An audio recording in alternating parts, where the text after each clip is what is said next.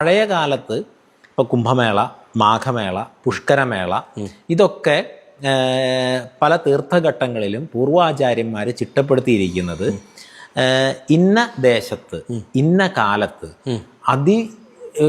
ഗംഭീരമായിട്ടുള്ള ഒരു ദേവതാ ചൈതന്യം, ഊർജപ്രവാഹം ഉണ്ടാകും. അപ്പം തീർത്ഥങ്ങളിലാണ് ദേവത ഇരിക്കുക. അപ്പം തീർത്ഥങ്ങളുടെ കരയിൽ ഒരു ക്ഷേത്രം ഉണ്ടെങ്കിൽ ആ ദേവത, ഈ തീർത്ഥത്തിലുള്ള ദേവത ഇന്നതാണെന്ന് നമുക്ക് വെളിവാക്കി തരുന്നത്. അപ്പോൾ ക്ഷേത്ര ദർശനത്തിനേക്കാൾ പ്രാധാന്യം തീർത്ഥസ്നാനത്തിനാണ്. നമ്മൾ കാശിയിലോ മറ്റുള്ള സ്ഥലങ്ങളിലോ പോയി കഴിഞ്ഞ് കഴിഞ്ഞാൽ തീർത്ഥമാണ്, ഗംഗാതീർത്ഥമാണ് കൊണ്ടുവരിക. കാശിയിൽ നിന്ന് കൊണ്ടുവരില്ല, കാശിയിൽ തർപ്പണം ചെയ്യുന്ന ജലമായതുകൊണ്ട്. ബാക്കി എല്ലാ സ്ഥലങ്ങളിൽ നിന്നും, പ്രയാഗിൽ നിന്നും ഒക്കെയാണെന്നുണ്ടെങ്കിൽ ഗംഗാതീർത്ഥമാണ് കൊണ്ടുവരിക. അല്ലെങ്കിൽ യമുനയിൽ നിന്ന് യമുനാ തീർത്ഥം, ഗോദാവരി തീർത്ഥം, ഇപ്പോൾ നമ്മൾ രാമേശ്വരത്ത് പോകുമ്പോൾ നിന്ന് കോടി തീർത്ഥം, അങ്ങനെയുള്ള തീർത്ഥമാണ് നമുക്ക്. കാരണം തീർത്ഥത്തിലാണ് ആ ദേവത ഇരിക്കുന്നത്. നമ്മുടെ ജീവന്റെ ആധാരം, പ്രാണന്റെ ആധാരം തീർച്ചയായും ജലത്തിലായി കഴിഞ്ഞു.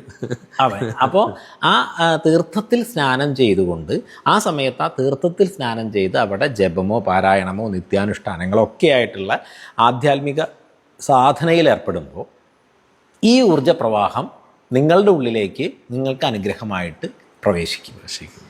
അപ്പം അത് ജനങ്ങൾക്ക് ഉപകാരപ്രദമാവാൻ, സമാജത്തിന് ഗുണകരമാകാൻ, ദേശത്തിന് അഭിവൃദ്ധി ഉണ്ടാക്കാൻ വേണ്ടിയിട്ടാണ് ഋഷീശ്വരന്മാർ ഈ സമയം, ഈ സ്ഥലം എന്ന് തിരിച്ചറിഞ്ഞ് ഇത് ചിട്ടപ്പെടുത്തിയത് ഈ തരത്തിൽ. തീർച്ചയായും. അപ്പോൾ അങ്ങനെയുള്ള കാര്യങ്ങൾ തുടർന്നു വന്നിരുന്ന കാലത്ത് ആ ദേശം അത്രയും സുരക്ഷിതവും അഭിവൃദ്ധിയും ഉണ്ടായിരുന്നു. ഇപ്പോൾ തിരുനാവായിൽ നടക്കുന്ന ആ മഹാസംഗമത്തിൽ സാധാരണക്കാർ ജനത്തിന് എങ്ങനെ വരാം, അവരെന്താണ് അനുഷ്ഠിക്കേണ്ടത്, എങ്ങനെ വരണം, എന്തൊക്കെയാണ് അവർ ചെയ്യേണ്ടത്, അതിന് മുന്നൊരുക്കങ്ങൾ എന്തൊക്കെ, ഒരു വ്യക്തി എന്നതിൽ ഇപ്പം ഞാനാണ് സ്നാനം ചെയ്യാൻ വരുന്നതെങ്കിൽ ഞാൻ എന്തൊക്കെ അനുഷ്ഠിക്കണം?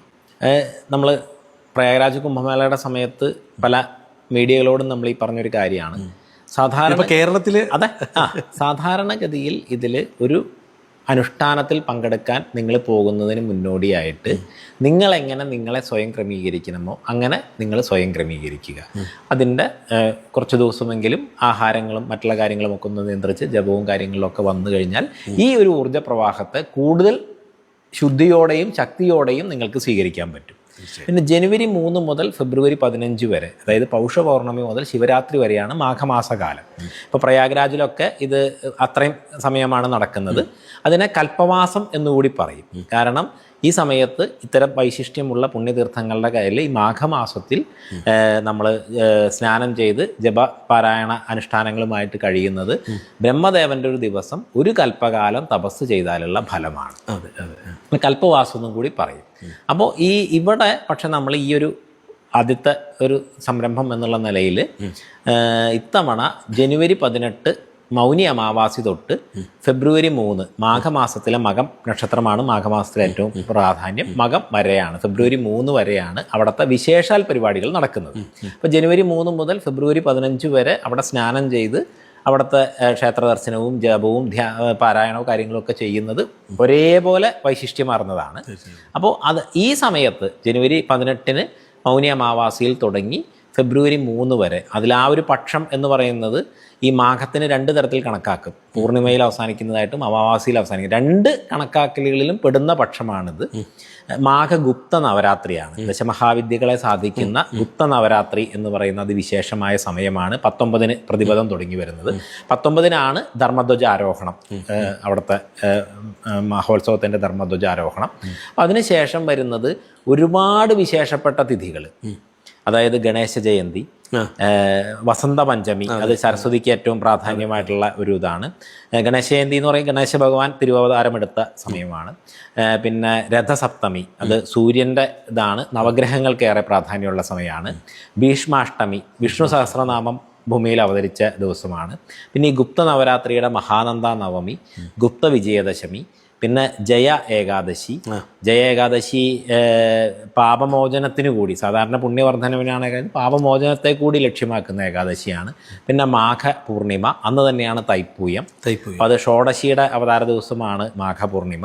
അത് കഴിഞ്ഞാൽ മകം നക്ഷത്രം. അങ്ങനെ അതിവിശിഷ്ടമായ, അതായത് സാമാന്യമായിട്ടുള്ള ആ ദേവതാ പ്രവാഹത്തിൻ്റെ കൂടെ ഈ വിശേഷമായിട്ടുള്ള ദേവതാ സാന്നിധ്യം കൂടി ചേരുന്നത്. അത് ഓരോ ദിവസവും ആ ദേവതയുടെ പൂർണ്ണ പ്രഭാവത്തിന് വേണ്ടിയിട്ടുള്ള പൂജകളും യജ്ഞങ്ങളുമൊക്കെ ഇതിൻ്റെ ഭാഗമായിട്ട് അവിടെ നടക്കും. പിന്നെ നിള ആരതി, കാശിയിലുള്ള അതുപോലെ നിള ആരതി എല്ലാ ദിവസവും വൈകിട്ട് നടക്കും. അതിൻ്റെ ഒക്കെ ഒപ്പം അവനവൻ്റെ സമയക്രമം എന്തെങ്കിലും ഉണ്ടോ ആരതിക്ക്?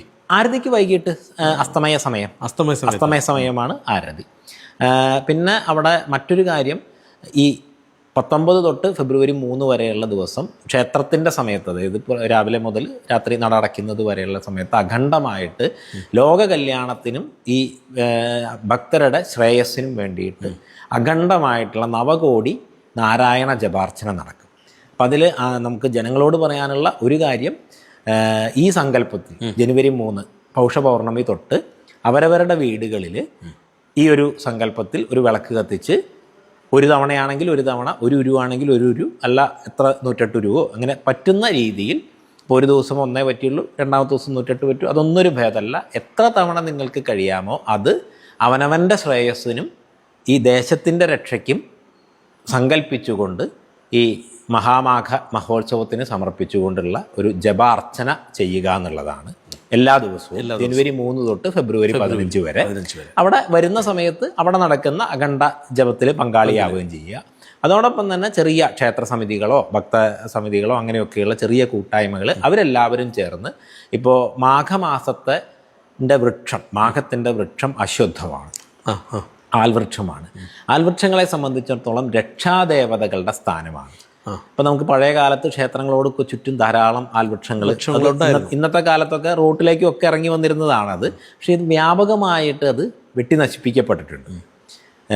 ചിലതൊക്കെ ഉണങ്ങി വീഴുന്നതൊക്കെ സ്വാഭാവികമാണെന്ന് പോലും പറയാൻ കഴിയില്ല. അപ്പം ആ ഒരു പശ്ചാത്തലത്തിലും കൂടി, പിന്നെ പോരാത്തതിന് നമ്മുടെ പ്രധാനമന്ത്രി നരേന്ദ്രമോദിജി കഴിഞ്ഞ വർഷം ഇതിൻ്റെ ഒരു പര്യാവരണത്തിന് വേണ്ടിയിട്ട് അമ്മയുടെ പേരിൽ, പ്രകൃതി എന്നുള്ള അമ്മയുടെ പേരിലും സ്വന്തം അമ്മയുടെ പേരിലുമൊക്കെ ഒരു വൃക്ഷം നടൂ എന്ന് പറയുന്ന ഒരു ആഹ്വാനവും.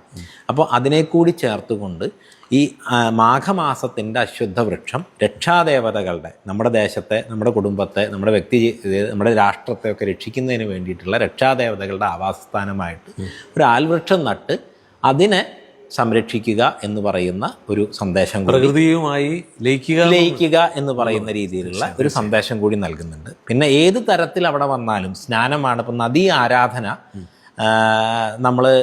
അതാണ് ഇതിന് ഏറ്റവും പ്രധാനം. അതായത് നദിയെ ആരാധിക്കുകയും നദിയിൽ സ്നാനം ചെയ്യുക എന്നുള്ളതാണ്. അപ്പം അതൊക്കെ ചെയ്യുന്നത് നദിയെ പവിത്രവും ശുദ്ധവുമായി നിലനിർത്താനാണ്. തീർച്ചയായും എവിടെയാണ് ഒരു നദി ശുദ്ധമായി ഒഴുകുന്നത് അവിടെയാണ് നമുക്ക് നല്ല മാനസികാരോഗ്യവും ശാരീരിക ആരോഗ്യവും ഒക്കെ ഉണ്ടാവുക. അതെ.